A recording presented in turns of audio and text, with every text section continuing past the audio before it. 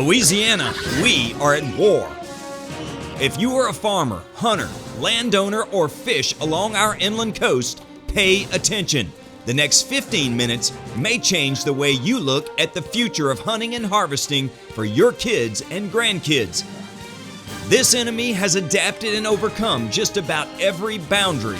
Once mostly raised on farms, now feral or wild hogs roam freely just about everywhere in the country.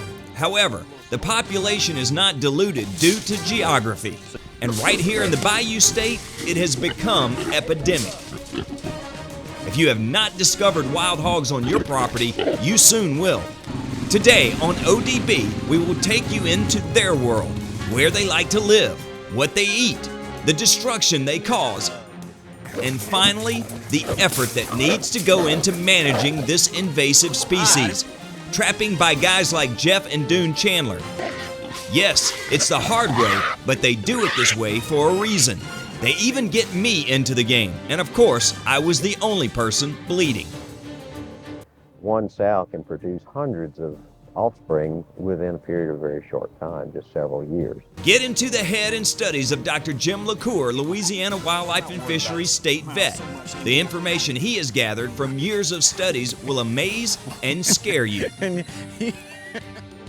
Calling all hunters and landowners.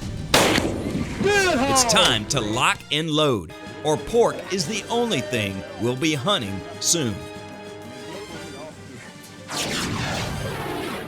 I grew up in the outdoors of Louisiana, with a fishing pole in one hand and a camera in the other. One I used to feed my family, the other I used to feed my passion. Look at the size of that. Just like that. My dad always said I could tell a good story, and for 25 years, that has been my focus. True tales of real people with a flavor that only comes from straight out the bayou. Stories with great taste. Out the Bayou is brought to you by the Baton Rouge General. All walks of life, one path to health. By Superior Bait and Tackle, where our baits, tackle, and knowledge live up to our name. In the hills outside of Angola near St. Francisville, the hog population is definitely on the rise. You see, hogs follow river systems and love to keep cool by way of swamp and mud. Hogs all up in here, down by the pond. This all began about a year ago when my friend Jeff Chandler invited me up to watch he and his brother Dune hand grab a couple of wild hogs out of a large pen trap they had constructed. Looks like we got about 3 sows in there. Maybe a photo or 2. The thinking, the bigger the traps, the larger the catches. And numbers mean everything when you are trying to manage hogs on your property. And these large traps work due to a few reasons. Open large traps will give hogs a sense of security. Hogs are very intelligent. Small single traps may educate other hogs. Hogs are very, very intelligent animals, and if they see their comrades or offspring trapped, they will quite often never enter a trap again. They are very trainable and learn very easily. Hogs are battering rams with shoulders. Make no mistake, they feel little pain and will use their athleticism to jump or just plow through a weak spot. And believe me, they will find it.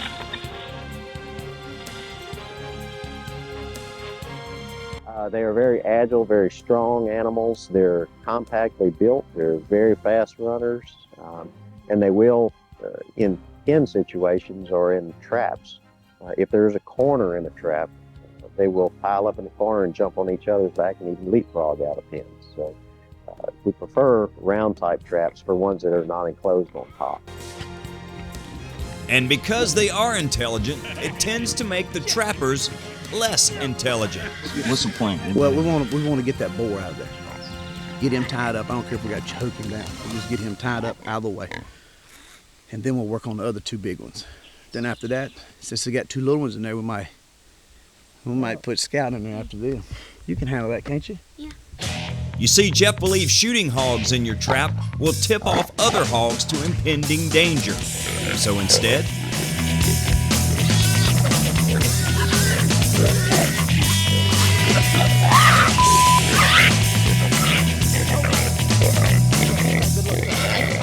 The other reason for poor decision making is that Jeff wants to take these pigs out alive and bring them to pens at his house. Why? Well, wild hogs are very lean due to the miles they travel feeding. So to make them taste better, he feeds them well for a few months to fatten them up. Fat makes flavor. Now back to crazy.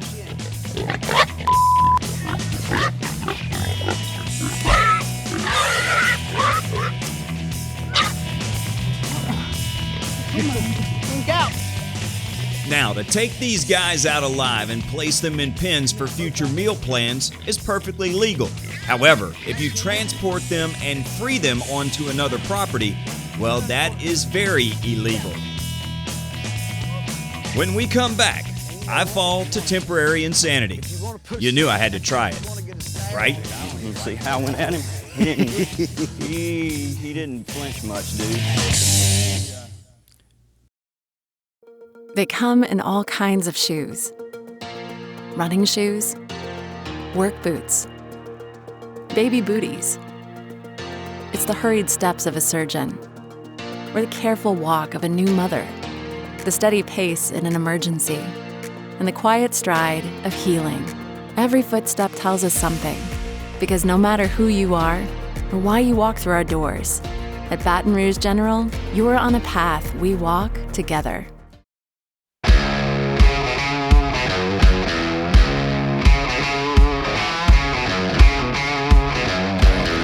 This is what we came for.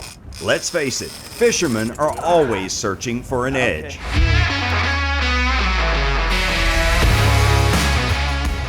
My edge is Superior Bait and Tackle. Superior isn't just our name, it's our standard.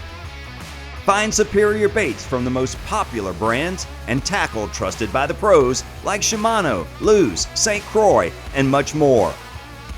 Benefit from superior knowledge and expert reel repair by certified technicians. If you want confidence on the water, make sure to visit Superior Bait and Tackle before each outing. Superior Bait and Tackle. It's not just a name, it's our standard.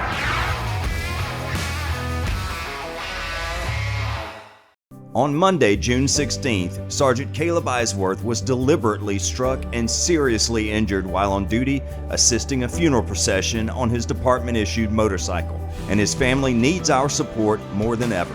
We're asking for donations of any amount to help the Eisworth family. Every contribution goes directly to them. Most importantly, we also ask for your prayers. Let's stand together and support one of our own. To donate, please visit Behind the Line. Thank you.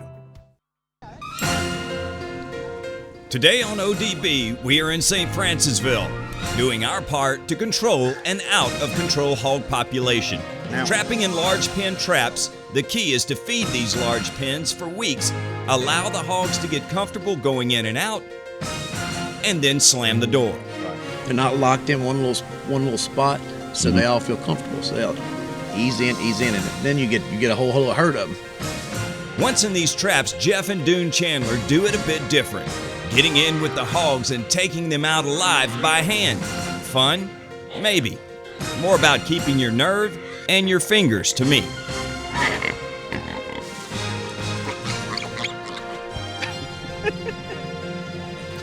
It's like a Rocky movie, chasing a chicken.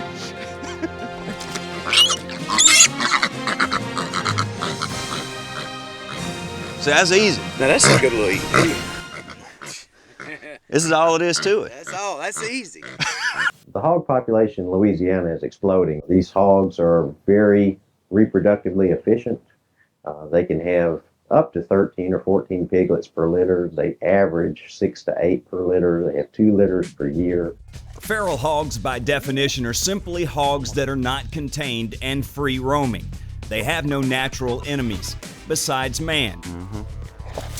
And they don't fear us one bit. I don't need anything touching me right now. As a person who's never been in a hog pen before, I'm gonna tell you, my nerves were a little shaky. These things are strong. Oh, well, that happened quick. This is not a very safe feeling. Hog tied and ready for transport. Nothing to it. Except somebody forgot to tell Houdini here it was over. Now life gets tougher.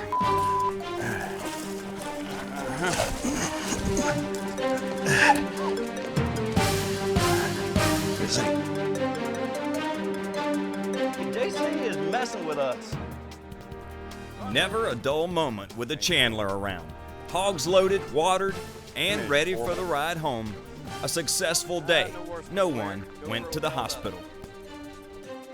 Deer hunters alone harvested over 100,000 hogs in this state. That's not including farmers shooting them. That's not including hog doggers. That's not including any other incidental take. That's licensed deer hunters that were surveyed. So to have a population that you can harvest 100,000 or more out of and not have any visible reduction in the damage on the landscape, it's just a phenomenal biological problem for the state. This is the problem right here. Exactly. You plant a field, you plant a 3-acre, 4-acre plot of beans, soybeans, and overnight they'll come through there and do that through the whole place, and then you won't have nothing left. Not the first soybean, nothing left. It's been shown not only in our state, but all throughout the Southeast that as pig populations increase, the deer populations decrease. You have to double layer this hog wire because, as JC said, these hogs are big. They're like mini tanks. They will run and they will hit a fence as hard as they can. They will keep doing it because for some reason, they're not like you and I. They don't feel a lot of pain. As far as control of the population, you have to use every tool in the toolbox.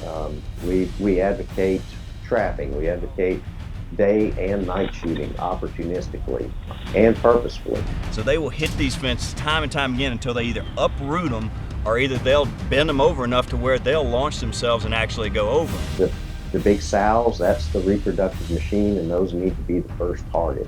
Boar second. This tree has been rubbed just by them rubbing mud off of it. You look it up here. This is fresh tree. This is a tree that a pig's been rubbing on just all the way around it. Improper trapping may do more to hurt a situation than to help it. If you use a very small trap with a very small door and you attend it quite often to bait it or what have you, you may actually educate the pigs into not going into traps anymore. Just like that.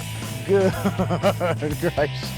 Coming up, playtime is over. He'll mess you up. It's danger, danger, danger. It's 3 months later and 102 degrees when I get the call. 2 big boars and we need to get them out in a hurry and over to Hunters for the Hungry. They need food. Me, well, I'll just need stitches. I'm gonna try to.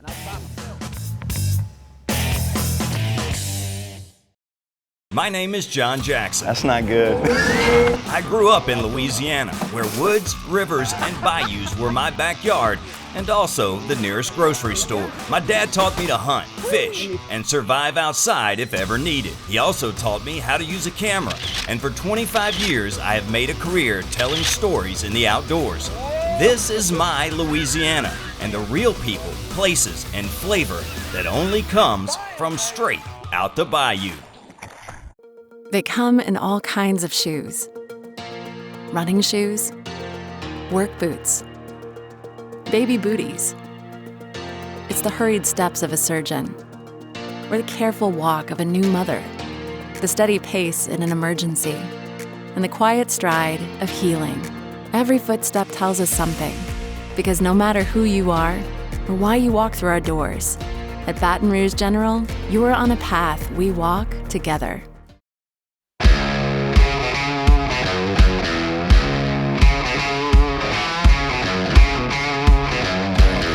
This is what we came for. Let's face it, fishermen are always searching for an edge.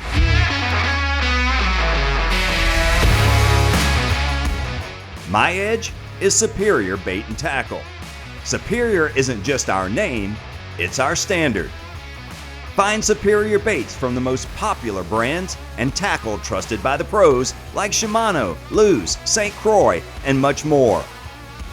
Benefit from superior knowledge and expert reel repair by certified technicians. If you want confidence on the water, make sure to visit Superior Bait and Tackle before each outing. Superior Bait and Tackle, it's not just a name, It's our standard. At Grow Savant 365 is not just a number, it's a year of never-ending adventures. Grow Savant is a working farm surrounded by lush marsh, great waterfowl hunting, and some of the best fresh and saltwater fishing in the country. That's just the start. Eco tours into large rookeries, the annual harvest of crops, and some of our wildest toothy friends. 5-star Southern cooked meals fresh from our property. Located in southwest Louisiana, 20 minutes from the Lake Charles Airport. Grow Savant 365, where our season never ends. On Monday, June 16th, Sergeant Caleb Eisworth was deliberately struck and seriously injured while on duty assisting a funeral procession on his department-issued motorcycle, and his family needs our support more than ever. We're asking for donations of any amount to help the Eisworth family. Every contribution goes directly to them. Most importantly, we also ask for your prayers. Let's stand together and support one of our own. To donate, please visit Behind the Line. Thank you. I'm just going to say that this was not the best thing It's not the that I've best come idea. up with so far for show material. I thought that was funny at the time. He don't look scared. I'm going to tell you, my nerves were a little shaky. If he comes at us, just get out the way? Let me tell you what, you don't think you could grab a hold to him? Kick him in the head? Kick him in the head, put your foot up, he'll turn. Yeah, whatever. Getting in a pen with a 100-plus pound hog coming at you with teeth that big, knowing that what you've seen on TV that these things do to dogs and have done to people. If you want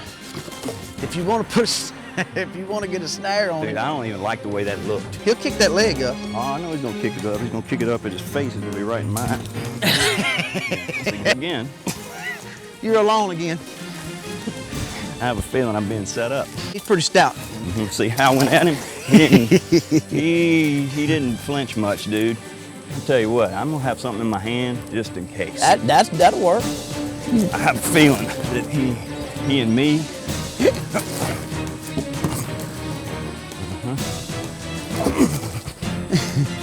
Maybe if I don't run.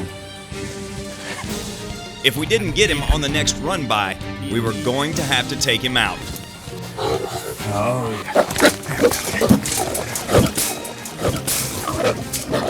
When a pig knocks you down through a fence, you begin to wonder why you are still in the fence. At this point, if I don't get his back legs out from under him quick, he could possibly break the snare. Mad would not describe what I would be facing then.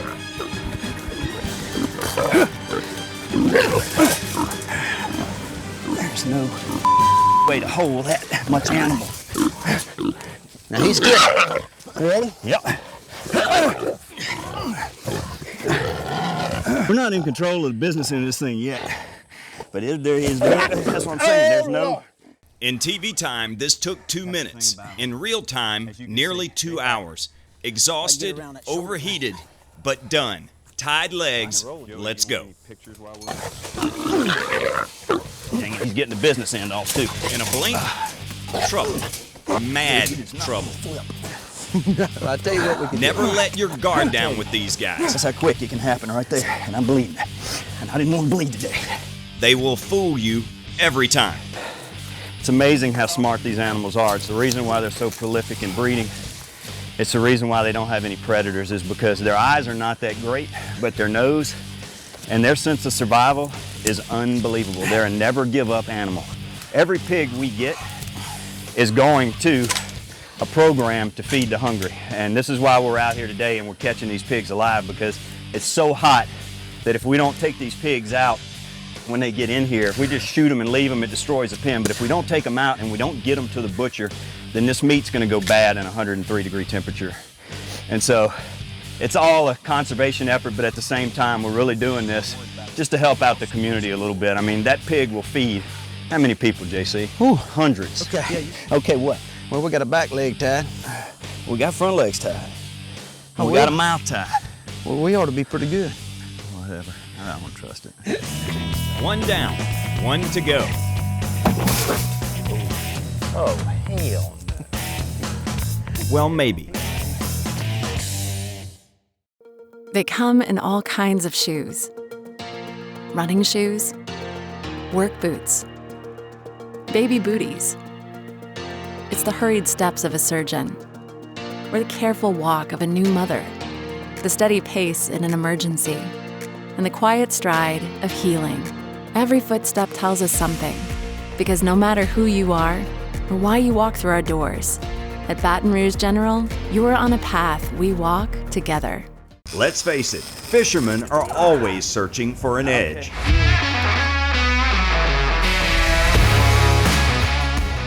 My edge is Superior Bait and Tackle. Superior isn't just our name, it's our standard. Find superior baits from the most popular brands and tackle trusted by the pros like Shimano, Lew's, St. Croix, and much more.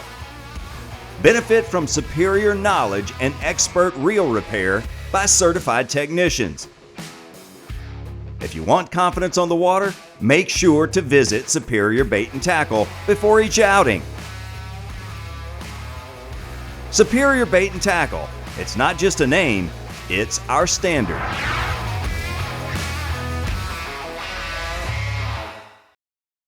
Out the Bayou is brought to you by Plaquemines Parish, T&O Fishing, American-made handcrafted lures, Marucci Lifestyle Edition glasses, and Lou's Fishing. Feel the difference. It's a black bear. That ain't a hog. He looks awful big, don't he? There's big, and then there's that. He looks kind of mean, don't he? After the last hog, I evaluate very quickly. You always catch the sows and the little ones. And yeah, he does make you move, don't he? I might need to clean my drawers. We, meaning mostly me, decided to do the outside of the trap thing and keep most of me intact. For an hour we ran this guy front to back, and when we thought he was tired, I like to have lost an arm. As luck would have it, I kept my hand and made a lucky throw. Then I took my punishment. I don't want to pull him over the daggone fence, man. That's the thing. Just keep that tension on.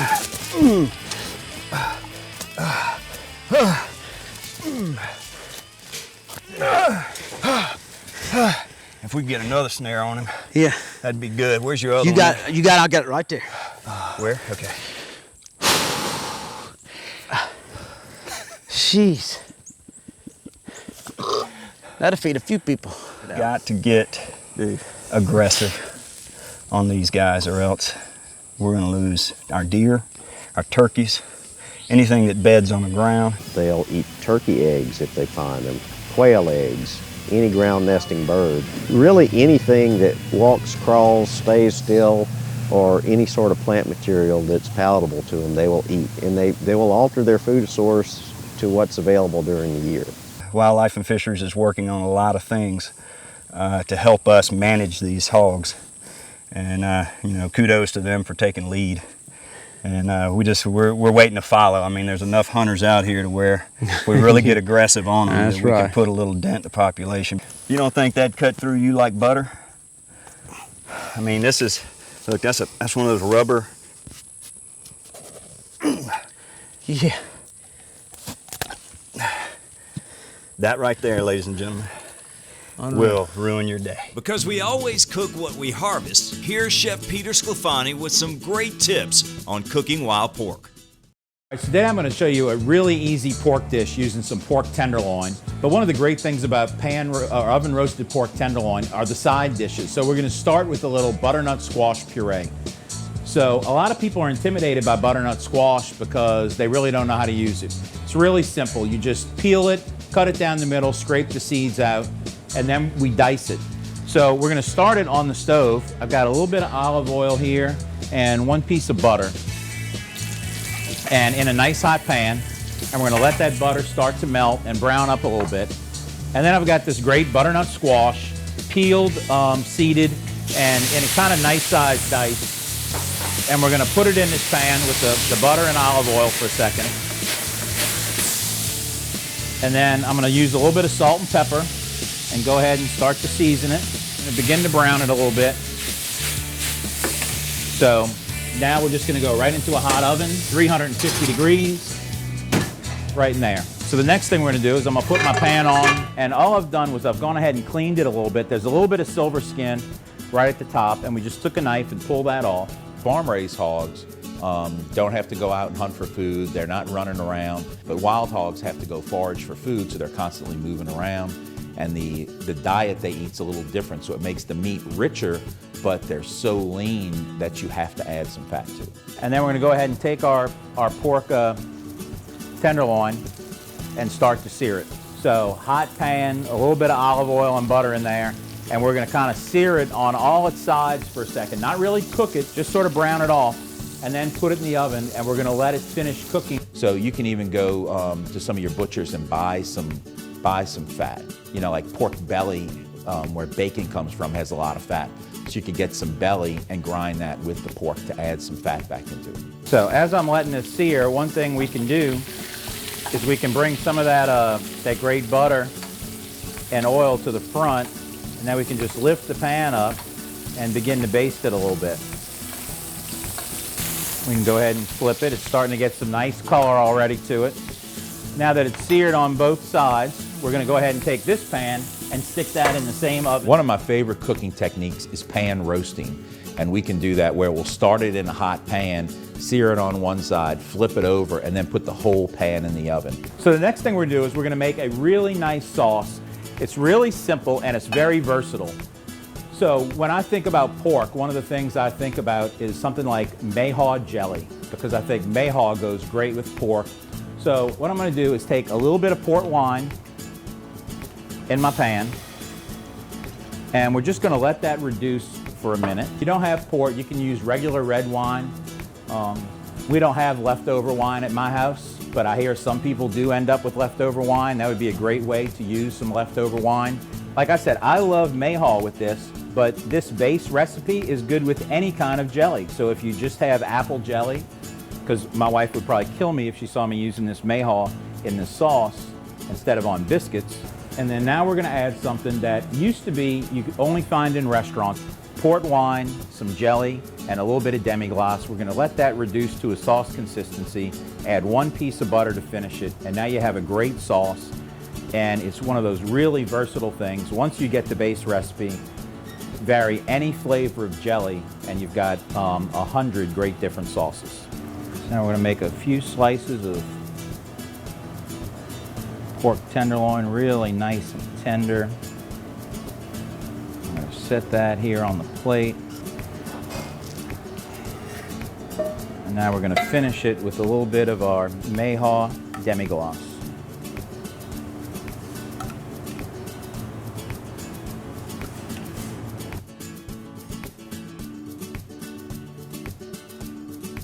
And we'll just go ahead and garnish this with a few microgreens.